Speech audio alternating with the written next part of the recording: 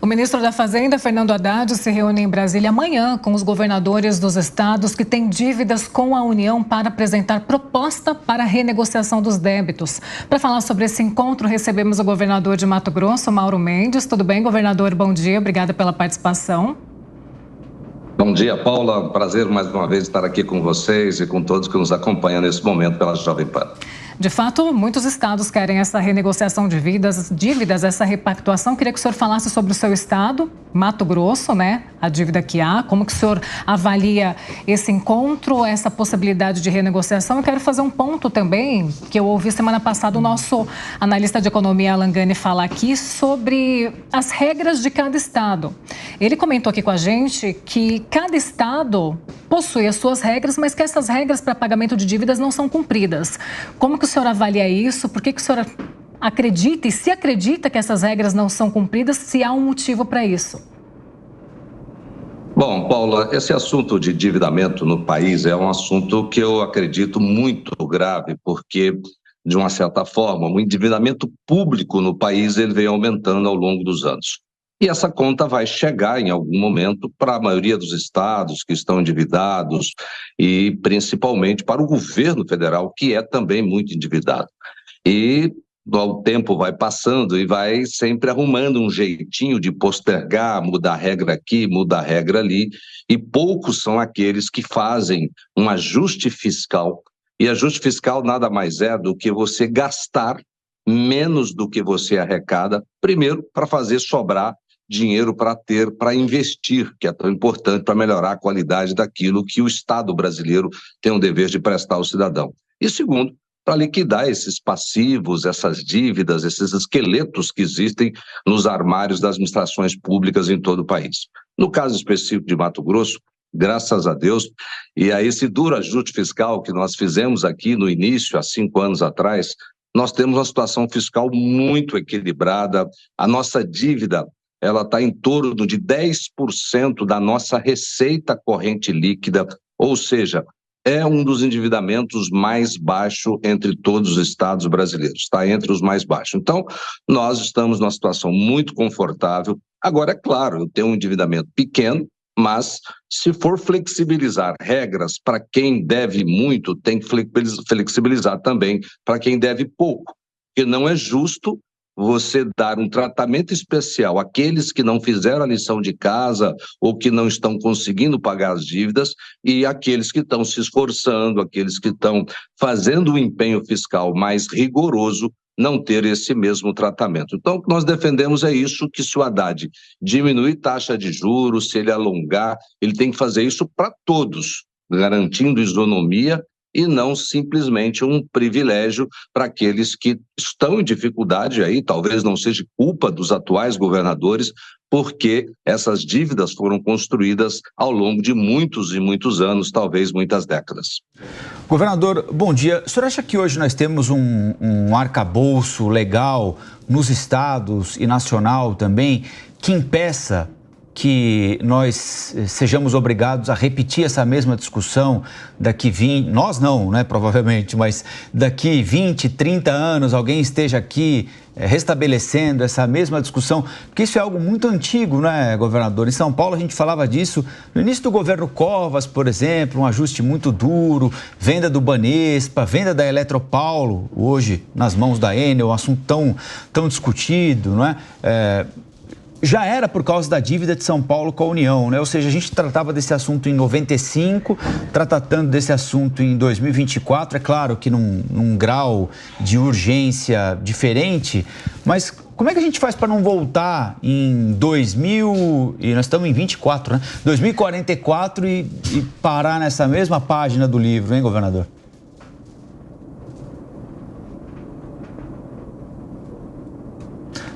Acho que a gente está sem o áudio do governador agora.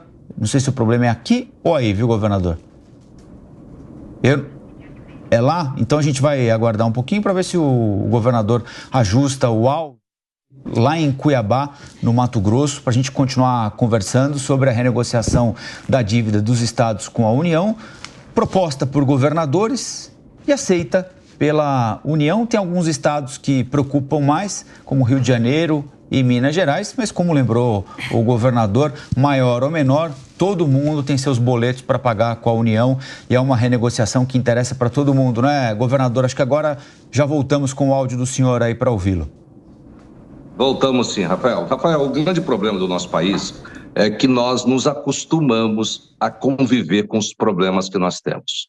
Isso vale para essa área que você está falando, Rafael. Você disse muito bem, há 30 anos atrás se discutia em São Paulo, desde a época de Mário Covas, como se equacionar a dívida do Estado de São Paulo, e isso vem se arrastando em muitos estados brasileiros, alguns mais críticos e alguns talvez até sem problema, porque ter uma dívida pequena, principalmente quando essa dívida é contraída para fazer investimento, isso é positivo.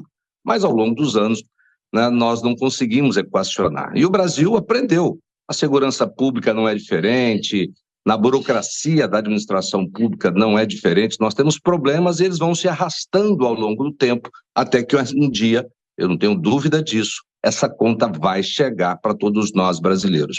Porque um país mal administrado, um país tolerante com essa quebra de regras, ou que não tem regras muito claras, ou já se faz uma regra sabendo que daí a pouco não vai cumprir, tudo bem, e vai renegociar e tudo bem. Quer dizer, isso cria um mecanismo muito perdulário de ineficiência, e essa ineficiência da administração pública, que não faz a coisa correta, vai trazer ou traz no dia a dia graves consequências para o cidadão e para a sociedade brasileira. Então, eu lamento dizer que se algo muito grave ou muito sério não for feito, porque num país onde muitos dispositivos constitucionais não são cumpridos há décadas, desde a sua celebração em 88, quando dirá regras, leis suplementares. Por isso que existe essa cultura no Brasil, né, absurda, mas existe, de que lei que pega, lei que não pega, regra que é cumprida, que não é cumprida, e isso traz consequências gigantescas para a população,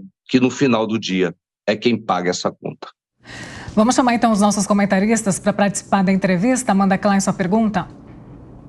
Governador, bom dia. Prazer falar com o senhor novamente. Governador, essa iniciativa de renegociação da dívida dos estados foi puxada pelo consórcio do Sul e do Sudeste.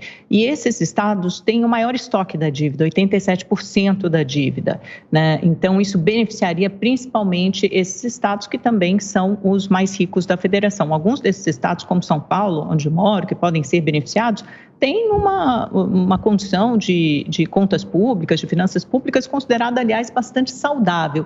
O senhor acha que, mesmo assim, vale a pena essa renegociação? Isso tem que ser levado a cabo pelo governo federal a título de ter como contrapartida o compromisso de que esses estados façam investimentos, ou seja, investimentos que gerem emprego e renda? Porque a gente vê em muitos casos, como no Rio de Janeiro, que parte desses recursos, com alívio da dívida, é gasto justamente para a contratação de pessoal. Então, se torna lá no futuro em mais dívida, se aumenta a despesa e é uma despesa permanente. Como equacionar todos esses interesses? Olha, Amanda, você tem razão. Lamentavelmente, grande parte desse endividamento que existe nos estados brasileiros, na própria União, não é um endividamento que foi gerado para fazer investimento. Gastos mal executados, excesso de gasto com folha de pagamento, essa irresponsabilidade fiscal, né? E quando a gente fala isso, grande parte compreende o que é uma boa gestão fiscal, mas é sempre bom frisar de uma maneira mais simples e objetiva que boa gestão fiscal é você não gastar mais do que você arrecada. Dentro de casa, uma família tem que gastar menos do que ela tem de renda mensal por salário, por qualquer outro tipo, né, de forma de se ter um dinheiro entrando dentro de uma família. E quando uma família faz isso bem, Amanda, ela prospera, porque vai sobrar um dinheirinho para investir, e essa família, essa empresa, esse estado, esse país, ele tem prosperidade. No Brasil é muito pelo contrário, gasta-se muito com o pessoal, gasta dentro da máquina pública, investe-se muito pouco, e aí não tem fórmula mágica não, viu, Amanda? Tem que fazer um pouco daquilo que alguns fizeram, nós fizemos isso aqui em Mato Grosso. Quando nós entramos aqui em 2019, por exemplo, nós criamos uma lei de responsabilidade fiscal, chamada LRF federal. Nós criamos uma estadual mais dura, mais restritiva. E isso colocou limites no Estado e nós estamos cumprindo rigorosamente uma lei que nós mesmos criamos. Mas eu volto a dizer, o grande problema do país é esse, cria-se muitas regras, cria-se muitas leis, mas existe a cultura que não é problema se descumprir, não tem consequência se descumprir. Então, isso vai criando as administrações em diversos cantos do país. Você citou 4 estados, notadamente, a São Paulo, Rio de Janeiro, Minas Gerais e Rio Grande do Sul, são estados importantes, chamados ricos da federação, mas que ao longo de muitos anos não fizeram a sua lição de casa, e por isso está aí a dívida. A dívida é para pagar. Se for para ficar enrolando, postergando, e a União? Ela vai ser perdulária, vai criar novas regras, tudo em prol de um discurso ou de uma narrativa de que vai gerar investimento, que vai gerar crescimento econômico. Isso cria, sim, na minha opinião, uma cultura e retroalimenta uma cultura de que regra, lei e até mesmo Constituição nesse país não precisa cumprir não, que não dá nada não. É lamentável, na minha opinião. Beraldo? Governador, bom dia. O Brasil é um país muito diferente, né? A realidade do Mato Grosso é completamente diferente da realidade de Sergipe, que é diferente da realidade de Santa Catarina e de São Paulo e por aí vai. Entretanto, a gente tem leis federais muito fortes, que partem do pressuposto que tudo é igual, e um pacto federativo que, de uma certa forma, passa a mão na cabeça dos incompetentes. O senhor vê, junto aos seus colegas, alguma possibilidade, algum caminho, um ambiente para que exista a revisão do pacto federativo, onde os estados passem a ter mais autonomia, para que eles possam usufruir das suas próprias riquezas e da competência das suas gestões, e que aqueles estados mal administrados, que, infelizmente, a população vai ter que identificar isso e tomar nas urnas as decisões que forem do seu agrado para que os seus estados melhores. O senhor vê ambiente para que isso mude no Brasil? Olha, mudanças mais estruturais e mais disruptivas, normalmente elas acontecem ou no caos ou na iminência de acontecer um caos. Isso é histórico, isso é milenar, isso está presente em diversos momentos da humanidade e muito provavelmente vai acontecer no Brasil, porque como nós aprendemos, eu falei isso agora há pouco, né, a conviver com os problemas, a gente vai sempre dando um jeitinho. Essa mania que o brasileiro tem de achar que é bonitinho, dá jeitinho, resolve aqui, empurra com a barriga ali, essa conta vai chegar. Olha o que aconteceu com a Argentina há pouco mais de 20 anos atrás. Era um país espetacular, era a Europa da América Latina, as coisas não vinham bem, eles foram tocando com a barriga, a Argentina foi vivendo uma glória que não se refletia nos números, mas vivendo ali em berço esplêndido, como nós cantamos no hino nacional brasileiro, foram tocando as coisas até que a Argentina quebrou lá em 2001 e nunca mais se recuperou.